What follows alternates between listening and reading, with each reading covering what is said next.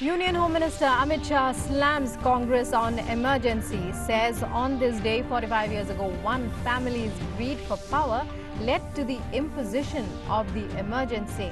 Interests of one family prevailed over party interests and national interests. This sorry state of affairs thrives in today's Congress too.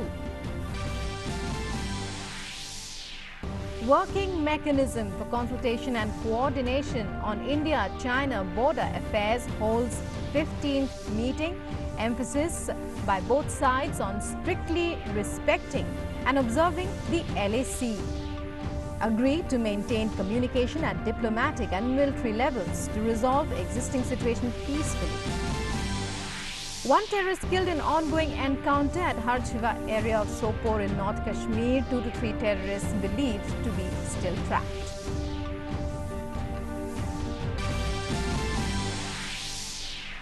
Major setback for Pakistan. Global terror financing watchdog FATF decides to keep Pakistan in the grey list as it fails to check flow of money to terror groups. US State Department report indicts Pakistan on support terrorism.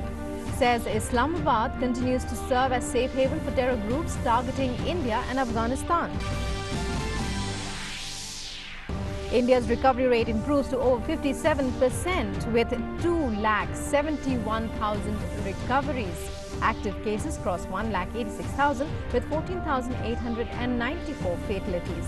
Global corona cases rise over 94 lakh with over 4,82,000 deaths world over. US notices second largest rise in new cases since crisis began. California sees 69% rise in 2 days. Hello and welcome to this edition of the news. I'm Rukma. In our top story, Union Home Minister Amit Shah hit out at the Congress for imposing emergency across India 45 years ago. In a series of tweets, Amit Shah said on this day 45 years ago, one family's greed for power led to the imposition of the emergency. Overnight, the nation was turned into a prison. The press, courts, free speech, all were trampled over. Atrocities were committed on the poor and downtrodden. He added that due to efforts of lakhs of people, the emergency was lifted, democracy was restored in India, but it remained absent in the Congress. The interests of one family prevailed over party interests and national interests. This sorry state of affairs thrives in today's Congress too. The minister highlighted that during the recent CWC meet, senior members and younger members raised a few issues, but they were shouted down. A party spokesperson was unceremoniously sacked. The sad truth is, leaders are feeling suffocated in Congress. Amit Shah stressed that as one of India's opposition parties, the Congress needs to ask itself, why does the emergency mindset remain? Why are leaders who don't belong to one dynasty unable to speak up? Why are leaders getting frustrated in the Congress? Else, their disconnect with people will keep widening. The 15th meeting of the Working Mechanism for Consultation and Coordination on India-China Border Affairs was held through video conference on 24th June. The Indian delegation was led by Joint Secretary East Asia, while Director General of the Department of Boundary and Oceanic Affairs of the Chinese MFA led the Chinese delegation. The two sides discussed in detail the developments in the India-China border areas, in particular the situation in eastern Ladakh. The Indian side conveyed its concerns on the recent developments in eastern Ladakh, including on the violent face-off in the Galwan Valley area on the 15th of June that had resulted in casualties. In this regard, it was emphasized that both sides should strictly respect and observe the line of actual control.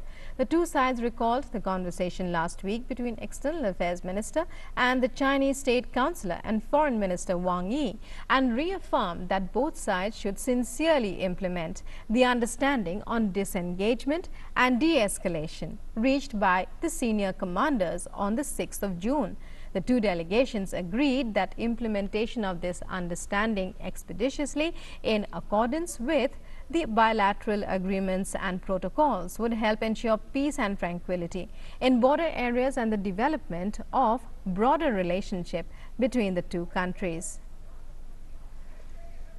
Transforming India and making our country self-reliant and technologically advanced nation. Space sector, wherein India is among a handful of countries with advanced space technology, can play a significant role in boosting the industrial base of the country. Government has decided to implement reform measures to leverage the achievements of ISRO through opening up the space sector for private enterprises. As part of longer socio-economic reforms, space sector reforms will also improve access to space-based services for the development of our country. These far-reaching reforms will put India in the league of very few countries with an efficient promotional and authorization mechanism for private sector space activities. With Prime Minister's vision and guidance, we will make all efforts so that India transits into new space era wherein our innovative startups and our industries are enabled to play a significant role in the space sector. We believe that private sector can play a larger role than being just supplier of parts and components. Department of Space will promote private sector space activities to enable it to provide end-to-end space services, including building and launching of rockets and satellites, as well as providing space-based services on commercial basis. Till now, ISRO only has been carrying out this research and development as well as operational activities in the area of launch vehicle, satellite, launching, as well as developing satellite applications. If the space sector is opened up, the potential of the entire country can be utilized to scale up the benefits from space technology. This will not only result in an accelerated growth of this sector, but will enable Indian industry to be an important player in the global space economy. With this, there is an opportunity for large-scale employment in the technology sector and India becoming a global technology powerhouse. For this purpose, Government of India has approved a set of reforms for unlocking India's potential in space sector. The first and more important major reform is enabling private sector to carry out the end-to-end space activities. By private sector, what we mean is in the industries, big or small, startups, academia, etc. That means all non-governmental entities.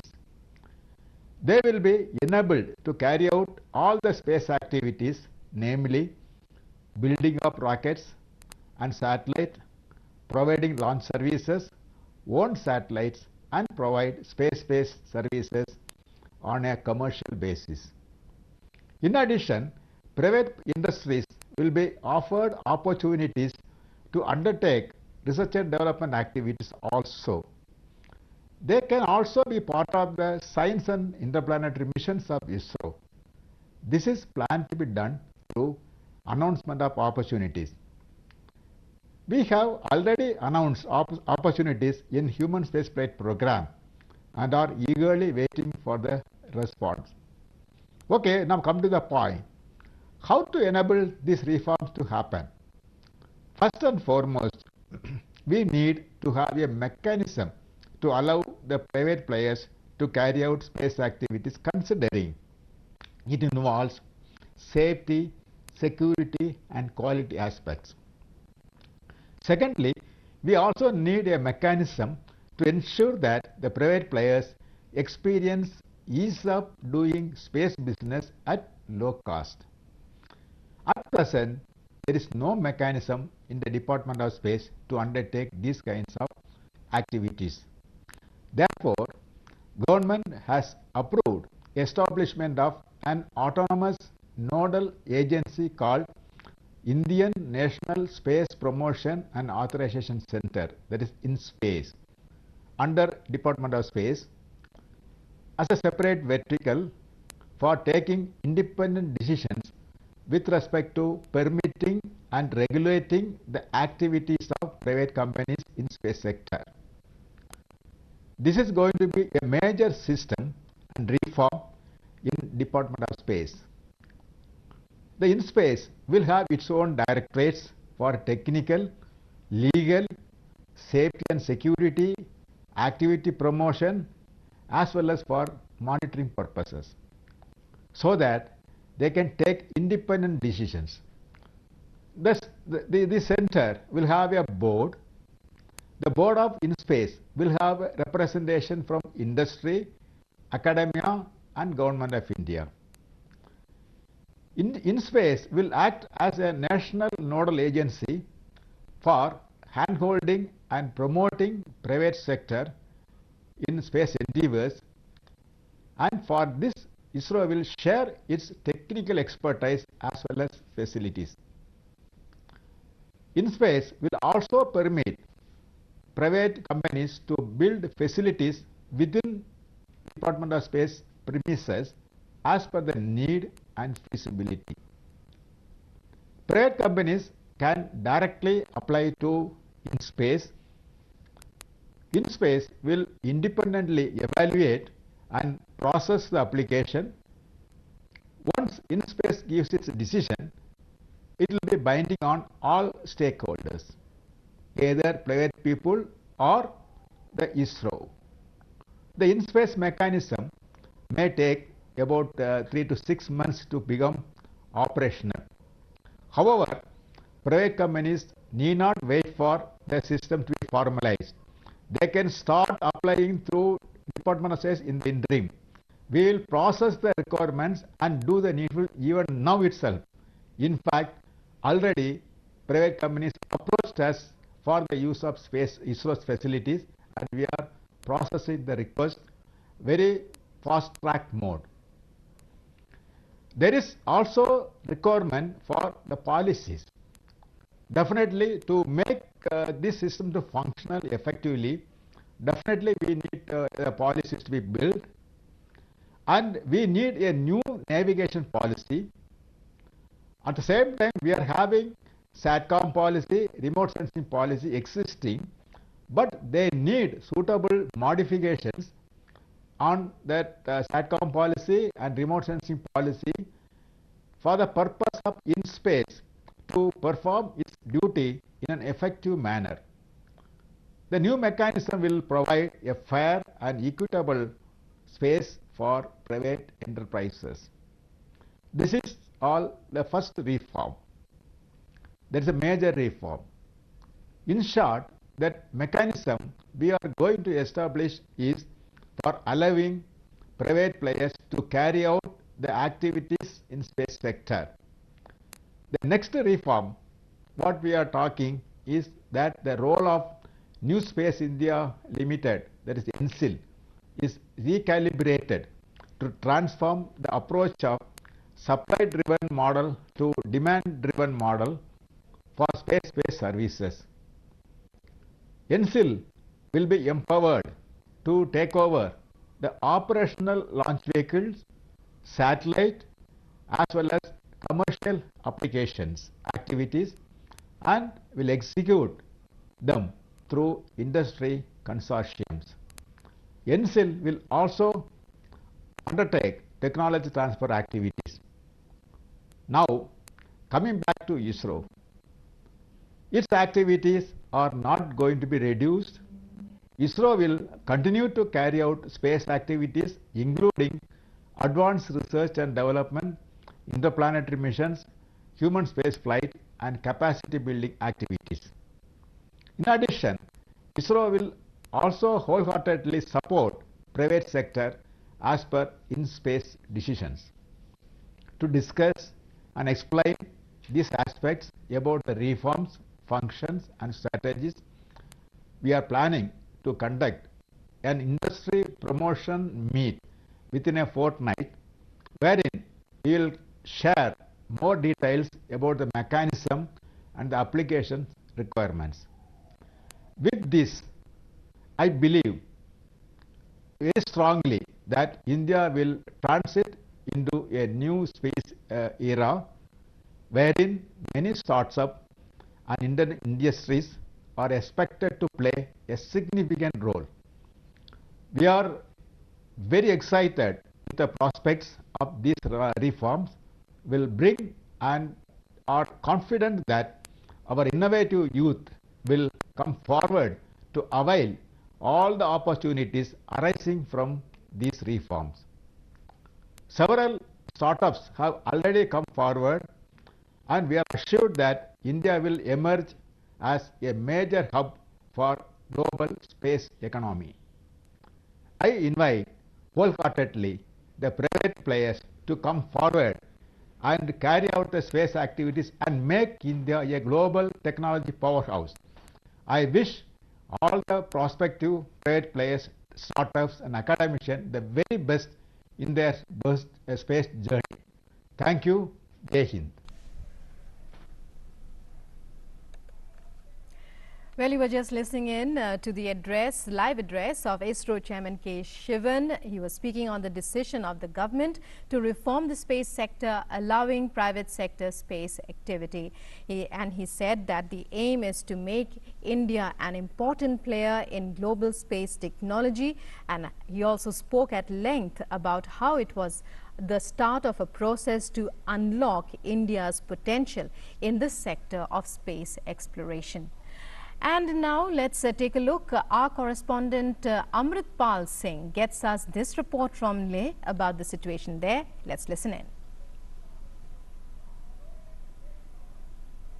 India and China in diplomatic talks on Wednesday reaffirmed their commitment to the de-escalation and the disengagement process which was agreed upon at the Corps Commanders level meet on the 6th of June, and then reiterated the commitment to the de-escalation process.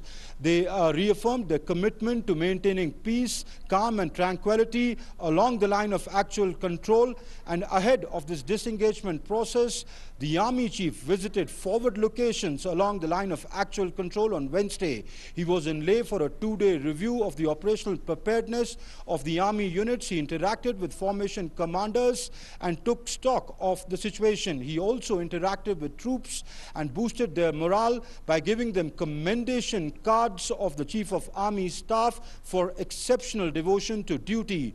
On Tuesday, he had met the soldiers who were injured in the violent incident on the 14th and 15th night, who were recovering at the military hospital at Leh, and boosted their morale. With cameraman Sumit Naudyal, Amritpal Singh, DD India, Leh. And patients admitted in COVID-19 wards in Thiruvananthapuram Medical College will now be able to enjoy music and read books in a relaxed manner. In a bid to minimize stress among COVID-19 patients, new wards of the Medical College Hospital have been equipped with music systems, including a 24-hour FM channel and a library for reading books. The wards have 50 beds each. In the college, there were 2 incidents of COVID patients committing suicide, and a report was sought by the Health Minister regarding this. The new upgradation and renovation of the wards was undertaken after a report suggested that to minimize stress levels in COVID patients who are in isolation, the Health Minister K.K. Shelja gave the approval. In the coming days, more wards will be upgraded with such facilities, and this will be replicated in other districts as well. Continuing the mission of repatriation of Indian citizens stranded overseas, INS Jalashwa, deployed under Operation Samudra Setu, will bring back more Indians from Bandar Abbas in Iran. The ship arrived off Bandar Abbas yesterday and embarkation of Indian nationals commenced today morning. And amidst a long debate whether to conduct exams or not, the Class 10 SSLC board exams began today in Karnataka. Over 8 lakh students are appearing for the exams amidst the pandemic. The state government has made elaborate arrangements, keeping in mind the safety of students. Karnataka Secondary Education Examination Board too has put in place various measures as per the standard operating procedure. The department claimed that it had already distributed 18 lakh masks at 2 per student.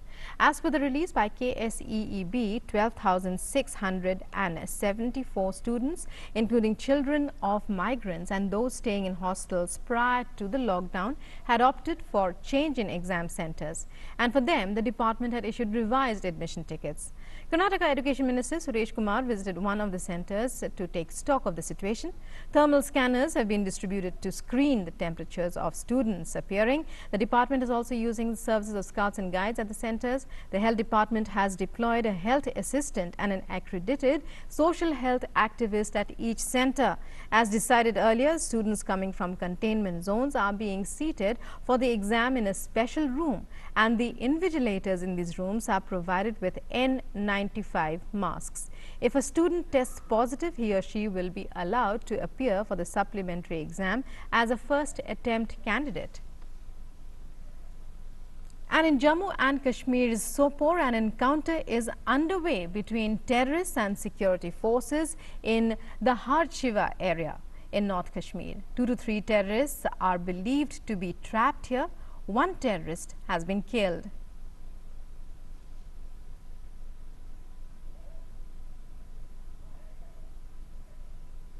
India's battle against COVID-19 continues. The government is taking several steps for prevention, containment and management of the virus. In a significant ramping of testing facilities across the country, more than 2 lakh samples per day were tested till Wednesday. With 2,15,195 samples tested till Tuesday, the total number of samples tested thus far is 73,52,911. Private labs have also reached the highest per day sampling with this quantity. India now has 1,000 labs across the country, and this includes 730 in the government sector and 270 private labs. There are 557 real-time PCR-based testing labs present in the country, also 363 TUANET-based testing labs and 80 CBNAT-based labs are being used for diagnosis. The number of COVID-19 patients recovering every day is growing. A total of 2,58,684 patients have been cured.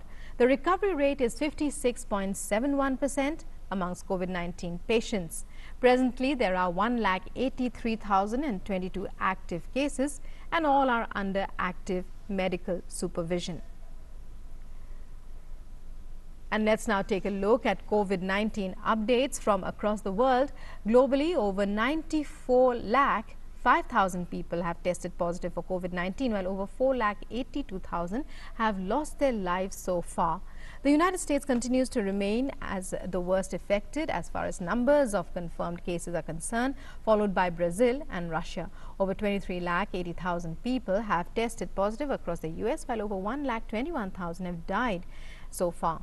Brazil has recorded over 53,000 deaths and over 11,88,000 confirmed cases, trading at second place just behind the US in both categories. Russia, meanwhile, has reported over 6,06,000 confirmed cases.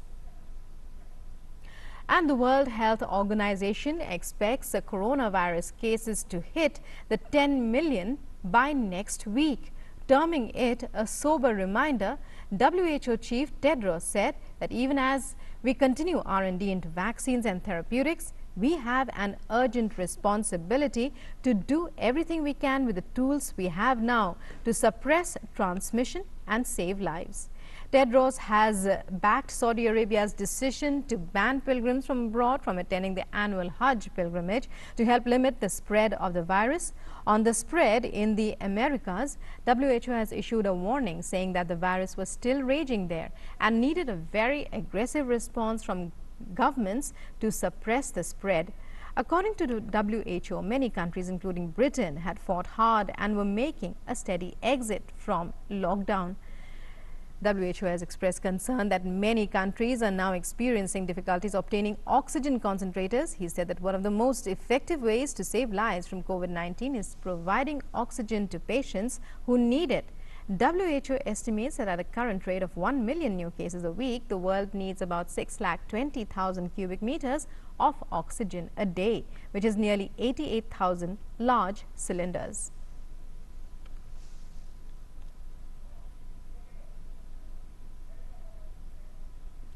And with that is a wrap on this edition of the news. News and updates continue on DD News and DD India. Namaskar.